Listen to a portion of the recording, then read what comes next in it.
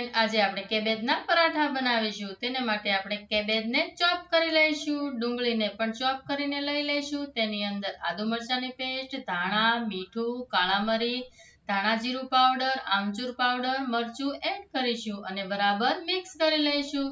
Requirement મુજબ ચણાનો લોટ, મકાઈનો લોટ add કરીશું અને મિક્સ કરી લઈશું. આવી રીતે મિશ્રણને બરાબર મિક્સ કરીને રેડી કરી લઈશું. ત્યારબાદ એક પેન લઈ તેની અંદર ટેમ્પરેચર ડાઉન કરવા માટે થોડું પાણી એડ કરીશું અને આવી રીતે મિશ્રણને સ્પ્રેડ કરી લઈશું. ઉલટ પુલટ તેને ચેડવી લઈશું. ઉપરથી થોડું ઓઇલ પણ એડ કરીશું. તો તૈયાર છે cabbage paratha. Thanks for watching Soni's mini kitchen. ચેનલને લાઈક કરો, કોમેન્ટ કરો, શેર કરો અને સબસ્ક્રાઇબ કરવાનું ભૂલતા નહીં.